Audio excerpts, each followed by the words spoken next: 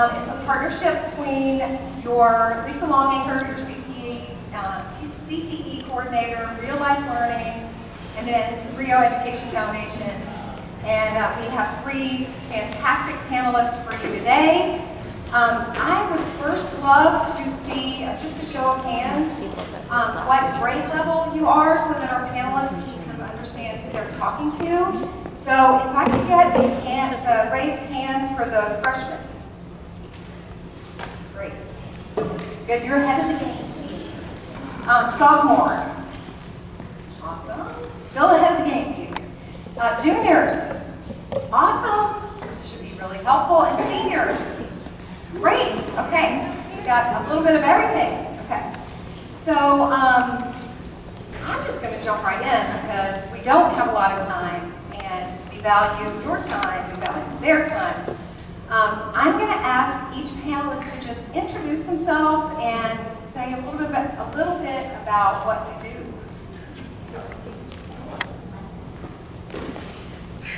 I was going to get a microphone. Hi, I am Patricia Bodas. I am an occupational therapist. I work at a clinic in Half Moon Bay called Coastside Pediatric Therapy Center, and I work at a horse ranch called Square Peg Foundation on the coast.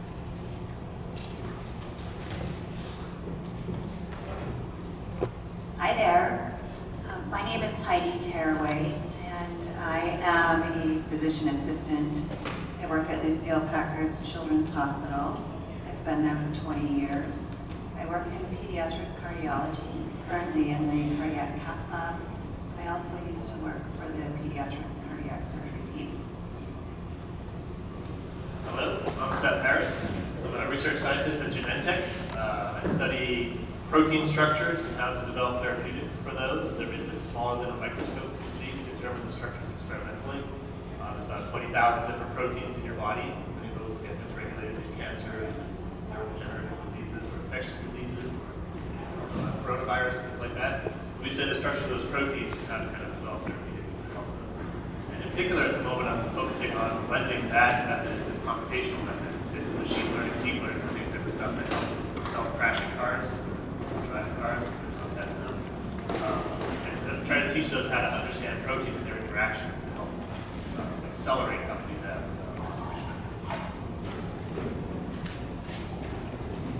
Okay, now we'd love to hear how you got into your field. What's your educational background? How'd you choose what you are doing?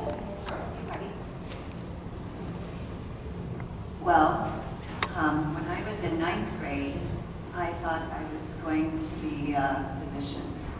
And I think we took all of those aptitude tests that said where you were going to be when you grew up. Louder in the back? Yeah. Okay. It's a good thing I have a mic because I don't carry well normally. Anyway, when I was in 9th grade, I wanted to be a physician. And we did those aptitude tests. And I think my aptitude test was so poor, I think I was going to be like a secretary or a housekeeper or something like that. But that didn't stop me from wanting to go into medicine anyway. And I enrolled in college on my first day of college at Winona State University in Minnesota. I left school. I packed my bags and I decided I wasn't ready to go. So I needed to take a year, and I took a gap year and learned some things about myself. I worked in a nursing home as a nurse's aide. I worked in an emergency room in a clinic and kind of just did, filing and paperwork and things like that there. And then I decided it was time for me to go back to school. And instead of pursuing pre-med and having that be my focus, I went to a program that was a bachelor's degree program as a respiratory therapist. And I graduated with my bachelor's of science as a respiratory therapist after 3 years. It was a really intense kind of 3-year bachelor's program where you took about 21 credits a quarter. I don't recommend that, that's a lot. It's a lot of classes to take. After that, I My husband and I actually met when we were in microbiology class together when we were in college. He's also a protein scientist, but not Seth. And he went off to graduate school and I moved with him, but I still decided that I wanted to pursue more in medicine. And eventually, when he was in graduate school at UC Santa Cruz, finishing up his doctorate, I found my way to the Stanford Physician Assistant Program, where I then became a physician assistant. And that was on top of my bachelor's degree, a 2-year program at the time, and it was a certification program that was combining all kinds of people with different medical backgrounds. If you were, for instance, a chiropractor, or if you were an occupational therapist, or a respiratory therapist, or a paramedic, you would become a physician assistant, and then any of our nursing classmates that had nursing backgrounds became nurse practitioners. But our education was all the same. And so since then, I've been practicing as a PA for about 20 years now.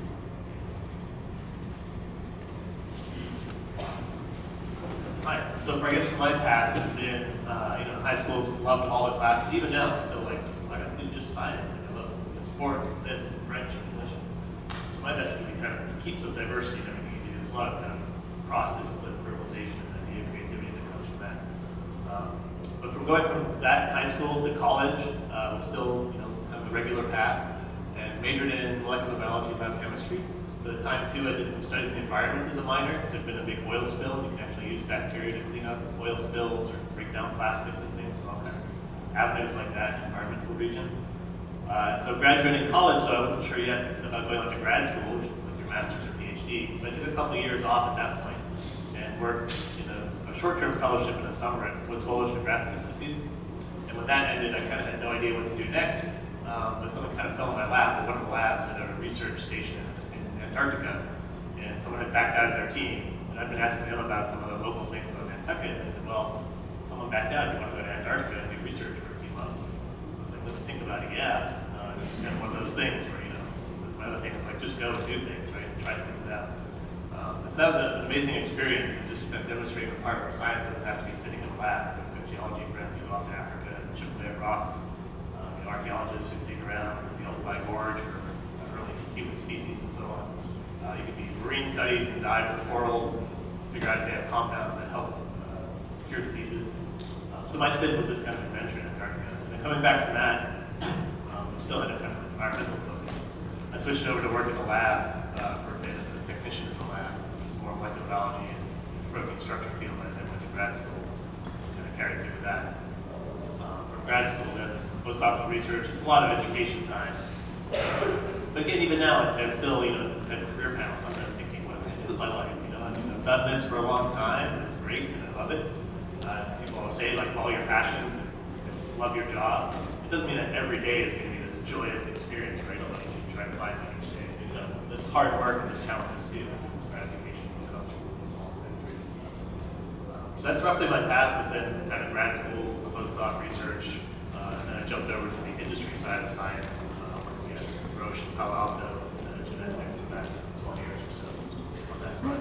What's nice in a lot of these areas is that I've never felt limited to these good companies that are well resourced and funded in academics as well. If you become kind of a professor, you can really steer around and choose what you want to study in a lot of ways like this. As I mentioned, there's kind of diverse aspects of science.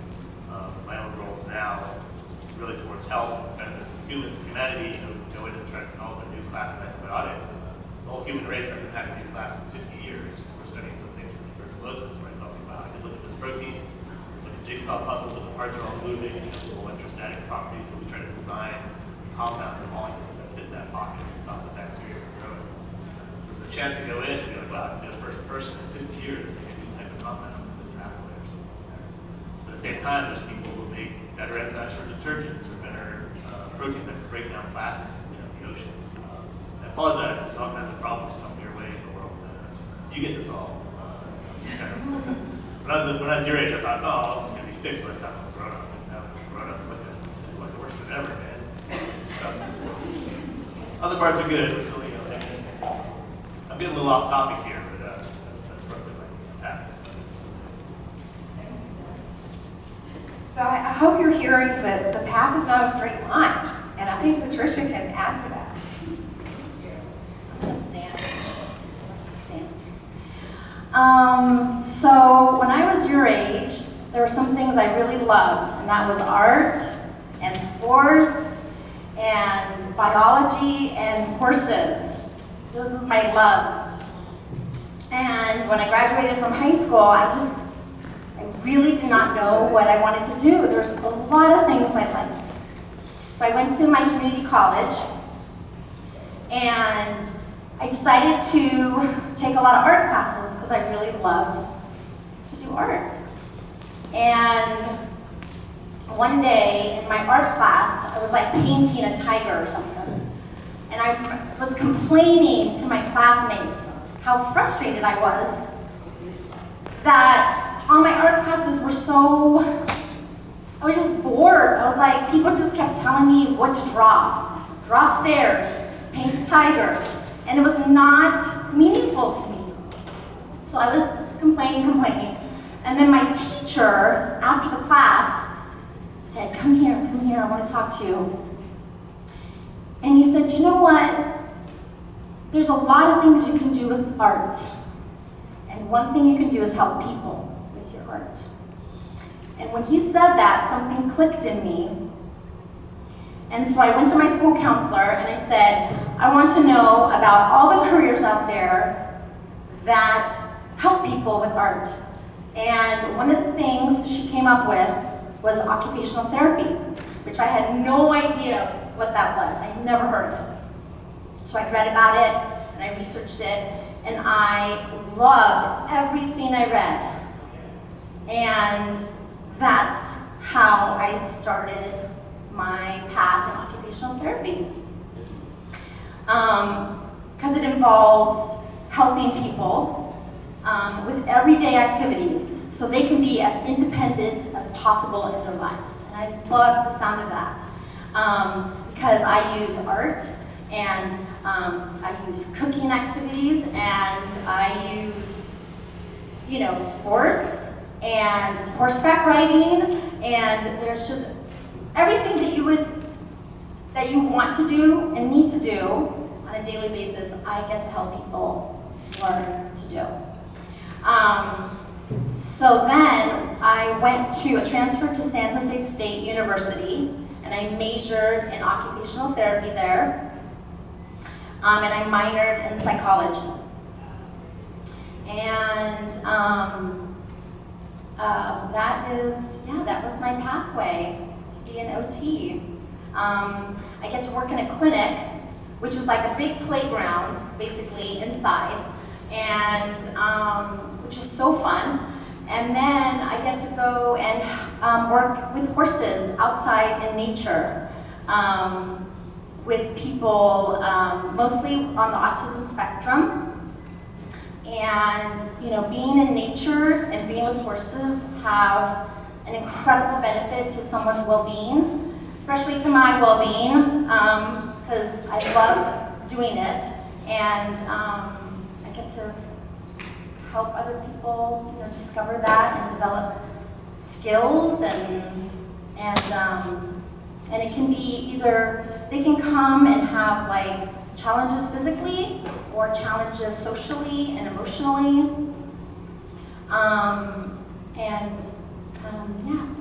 that's been my path. Patricia, you kind of went on to the other question I was going to ask is, what is a typical day like? I think you answered some of that for us. So Heidi, can you tell us, what's a typical day look like?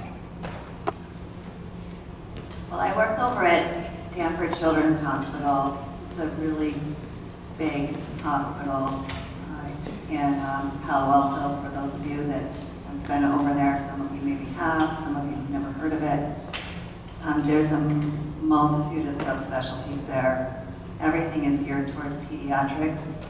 There's patients that have neurologic problems, there's pediatric neurosurgery, there's pediatric trauma. We have 4 intensive care units. One is for neonatal intensive care, the other is cardiac intensive care, pediatric intensive care, and then kind of a longer term intensive care.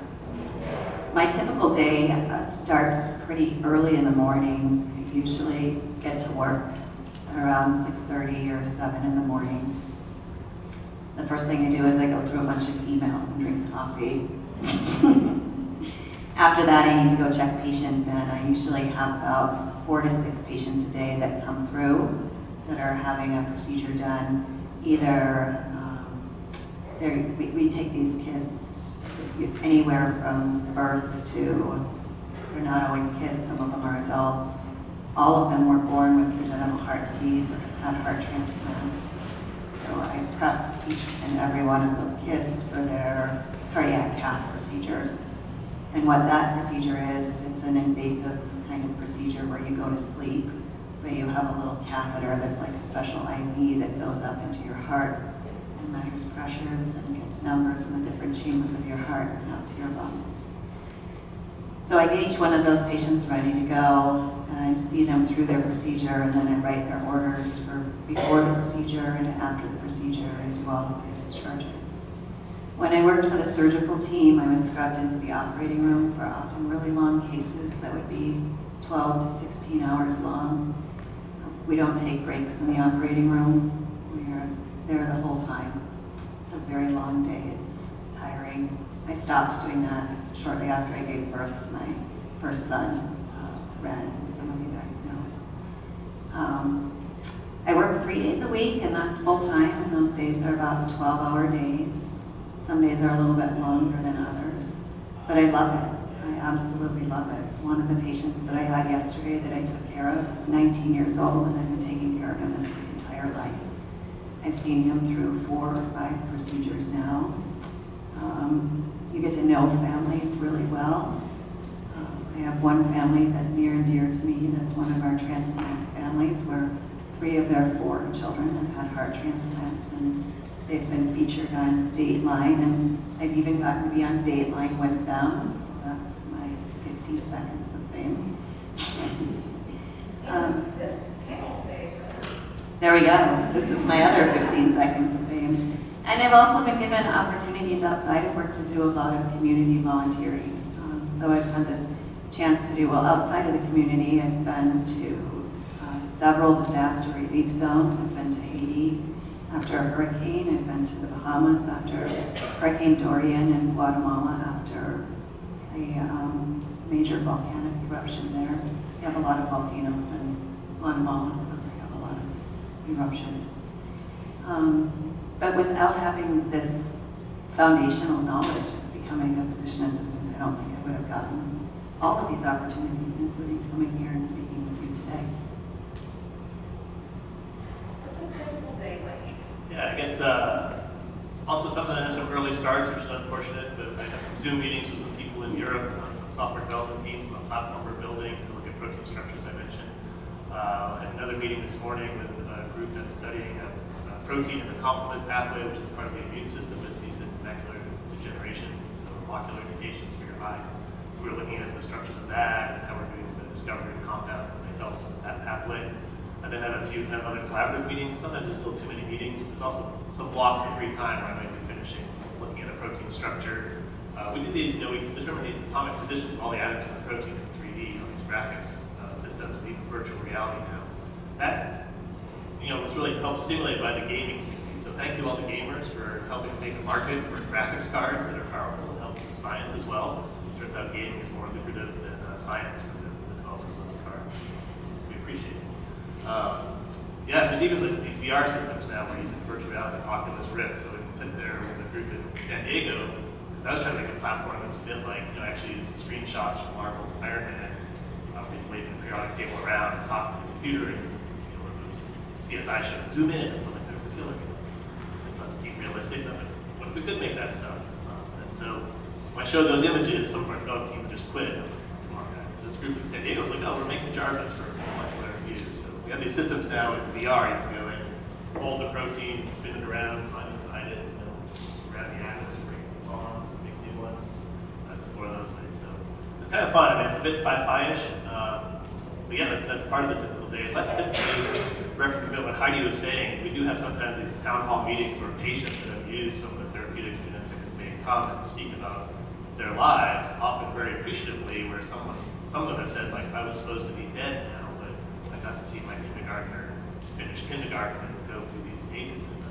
And by then we're all kind of crying. It's very emotional, but it's great to see the impact, because we're way upstream of where Heidi is of seeing direct medicine applied to patients. And to have that feedback of what happens way down the road is very gratifying as well. So less typical that we have those, but those kind of punctuate the day-to-day between doing science.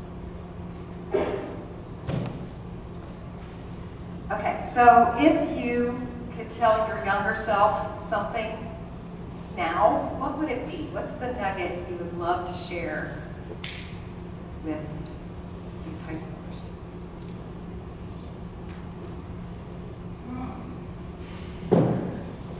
Let's see.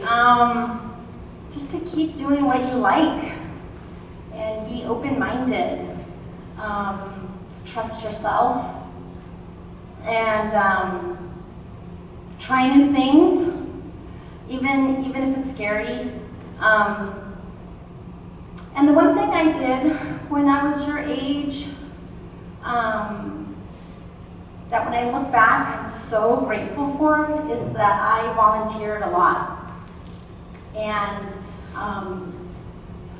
it showed me how important to me it was to just give my time and of myself in a really meaningful, purposeful way. I really loved that feeling of just helping other people and being there for other people. So yeah, I think volunteering was a really important time. You know, although I've discovered a lot about myself through volunteering.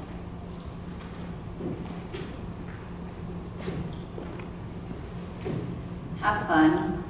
Don't take things too seriously. You're not really going to know what it is that you are going to be doing next year right now. So just really live in this moment that you're in right now. I think that in medicine I work with a lot of residents and I work with a lot of fellows. And my husband has been through postgraduate training, and I think Seth will probably go on with this as well. When you're in school, that is your job. To try those new things, to do the things you might not always like to do, to just kind of explore, to learn what you like and to learn what you don't like. But treat school as though that is your job. When you're in college, if you're thinking now, oh my gosh, I don't know if I want to go into medicine because that's 12 more years of school, don't think of it that way. Think of it as it's every day, day over day, there's going to be moments in your life that you're just being. You're being present in that moment. So be present in this journey that you're on right now. And this journey will lead you down the path to another journey, and it might not be the journey that you thought you were going to have, but it's a journey no less, and just try and make the most of it while you're there. I guess my advice to younger self would be something that I think I suffered a bit from this perfectionist tendency, like there was this one really right answer and I had to do that, or I had to do what was expected. And I think the message is more that there's a lot of really good right answers. Go down any of those paths. You don't have to feel that going down one of them stops you from changing later. Nothing has to be final. So the other part of kind of think about what you want to do. You can listen to our advice. You can shape what you want to do, but at some point also stop thinking and don't do it. Go try different things. A lot of internships are great. You get 10 or 12 weeks in something to really get immersed in it. So my problem is always overthinking. Just think about it 100 ways and then kind of make a decision and start thinking about 1,000 new ways. At some point, turn that part of the brain off and just go out there and try it. Yeah, as everyone said, it's going to be a journey, and even if you think there's 6 years or something I have to do, while you're there, you're with friends, you're playing soccer on the side, still doing stuff, while you're also, intensely doing your focus in your areas. Kind of don't worry about it too much, go enjoy it. Your theme, enjoy it. Okay, now we would love to hear any questions you might have for our panelists. We're happy to bring the mic over to you.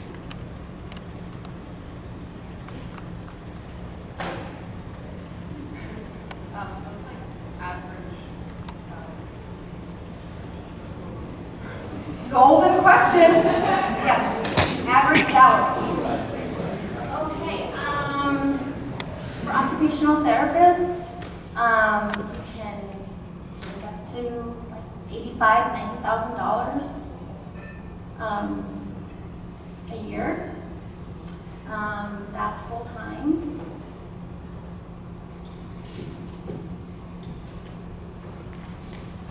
For physician assistants and nurse practitioners, it's really variable on where it is that you're going to go work. If you're going to work in a family practice or pediatric setting, it's going to be a little bit less. And if you're super specialized, like pediatric cardiac surgery or neurosurgery, or if you're working in the operating rooms, you can make about $250,000 a year. We also have a very large range depending. During your training and postdoctoral time will be fairly low, although industry postdocs make maybe about 100K in the Bay Area. And then as you become a scientist in academics, professor salaries might be in that range too. And in industry, it can be up to from 100 to 300K per year. Okay. Any other questions? How long did you guys go to school for? How long? It felt long, like we were saying, it was just part of the journey too, so it wasn't like, oh, I'm stuck in school. So yeah, I had 4 years college, 5 years doing a PhD. That was essentially the schooling, and it was like postdoctoral research where you're kind of in a lab establishing your own directions. 3 years for my bachelor's as a respiratory therapist, another 2 years taking just pre-med or regular coursework that was needed to go that track if I had wanted to. And then 2 years for a physician assistant, but now I think that it's all changed a little bit. It's usually a master's or doctorate for a PA or an MP. Well, I spent 2 years at a community college and then 4 years for my Bachelor of Science, and then 6 months of internship. That's 2 3-month internships at 2 different locations. Now, that was 23 years ago. Now you have to have a master's to be an occupational therapist. And there's just different programs. There's a bachelor's, master's combined program, which is a little more accelerated. And that's 5 to 6 years.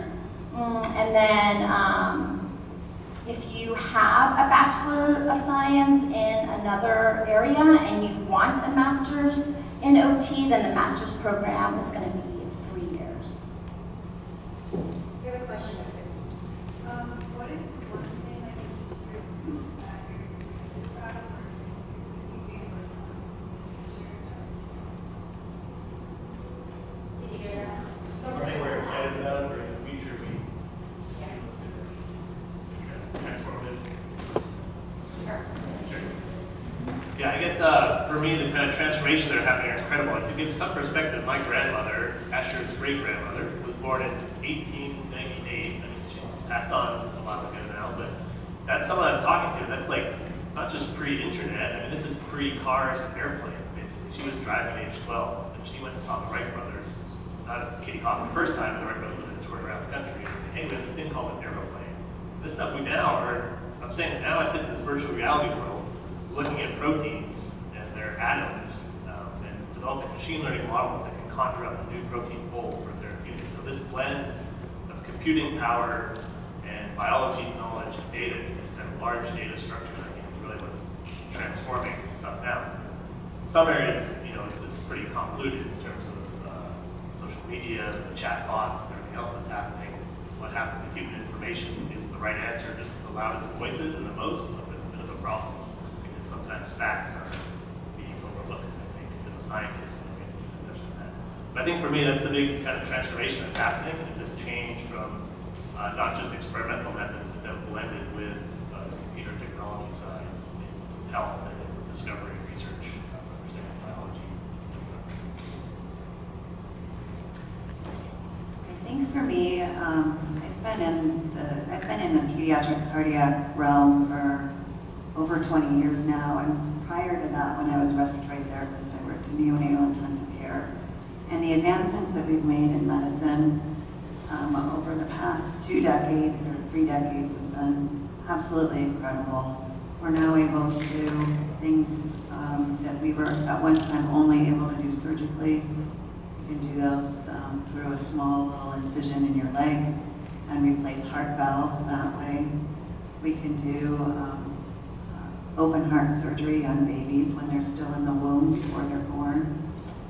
There's all kinds of advancements that we've seen over the last 20 years, and it's been really cool to have been a part of that.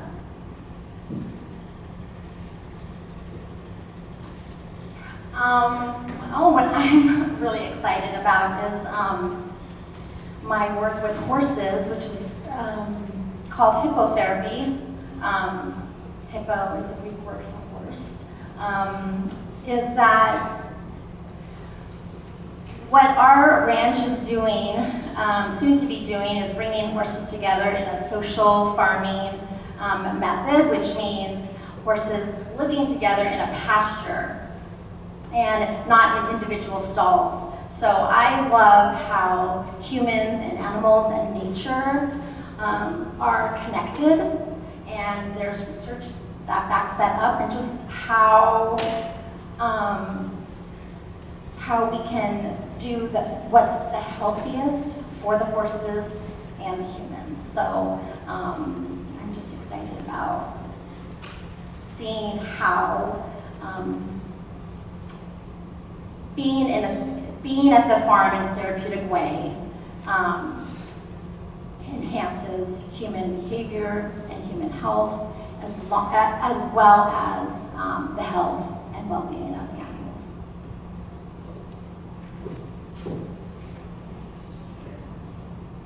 Are you happy? Is it content? Is it fulfilling for you? And is it worth it if you pursue this career and it's only for the money?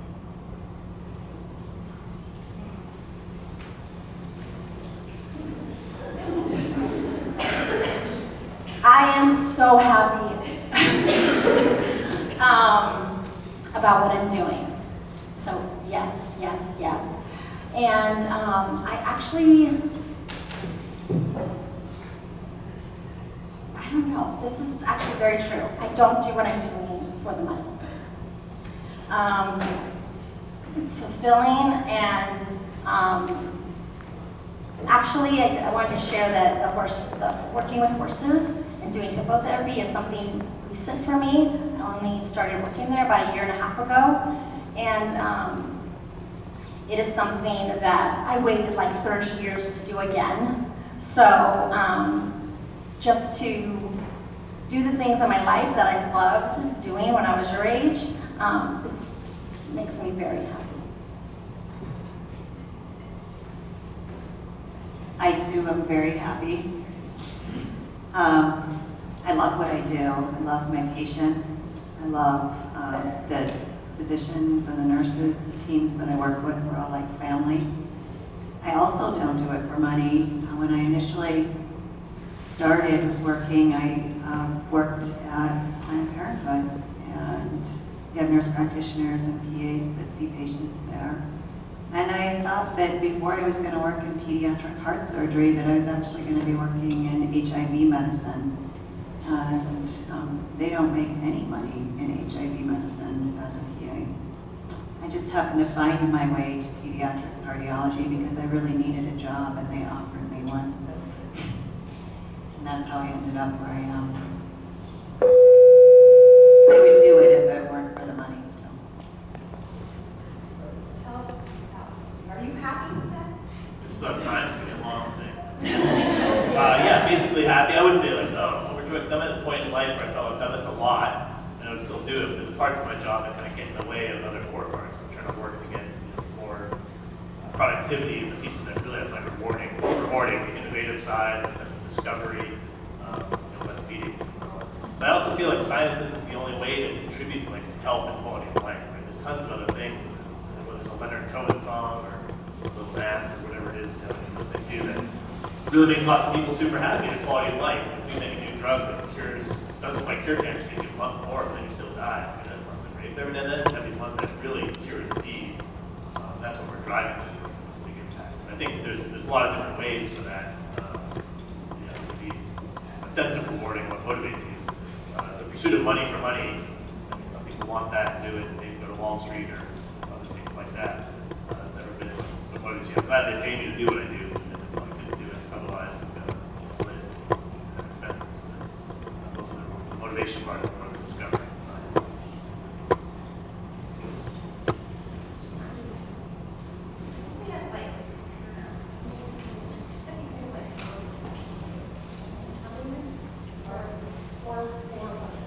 Any other questions? Yes. Are all of you recommending as much education as possible for whatever your field you're in?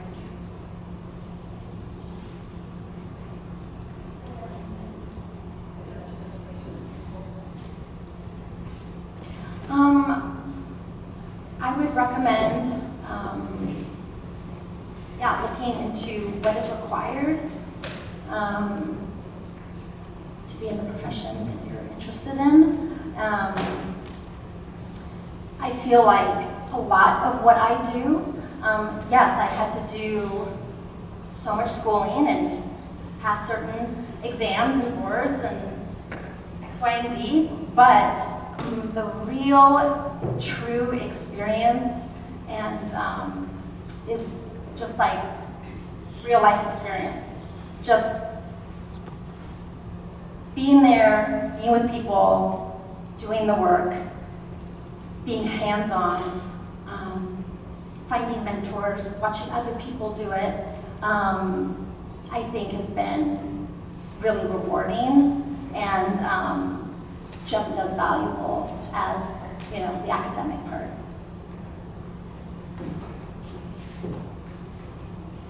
I would always say go to school as long as you can. And for each and every one of you, that's going to be different. For some of you, that might only be 1 or 2 years. And for others, that might be 20 years while you're figuring out what it is that you really want to do. I still think that someday when I grow up, I might go back to school and learn something new, just for the sake of learning something new. And I think we really take advantage of our education system here in the United States. This is really a gift. There's people in other countries that aren't able to go to school and would love to be sitting in all of our shoes, getting an education, unlimited and basically free. Yeah, I would say the more education you have, it never hurts, and it opens doors for different levels. So depending what you want to do in a particular field, like in science, having a PhD helps you be able to advance to a more independent state of running your own lab. If you're happy doing science, kind of following other people's guidance on what they're doing, then bachelor's degree is good. You can go quite far with that, or master's as well. So the more you get, the kind of more possibilities there are. And that's where I think it's really up to you to decide, am I doing this because I was supposed to? Like I said, the younger me, I'm supposed to do this, I'm supposed to do that. Versus checking with yourself, checking every 6 months or a year to see where you're at on your path and decide. This is something I came up with for me. That's really gratifying. Say, hey, if I want to get to here, yeah, PhD is going to be important to do that extra education. As everyone's saying, it really only helps. It doesn't open doors. The rest of me, you could stay in and keep doing school forever. And, I'm my law degree now. I can do that. It's okay, you learn a lot. Just decide for yourself. I just want to add something real quick. In my field, every 2 years I have to do a certain amount of hours of continuing education. So I still take classes and courses every couple years. So I'm constantly learning. I have 2 announcements before we leave. One, if you have not checked in for attendance, please check in with Leanne or myself. And the second announcement is our next panel is March 2nd, trades. So if you're The weight room is open for wrestlers who need to weigh in. all right. And tell Again, the mat room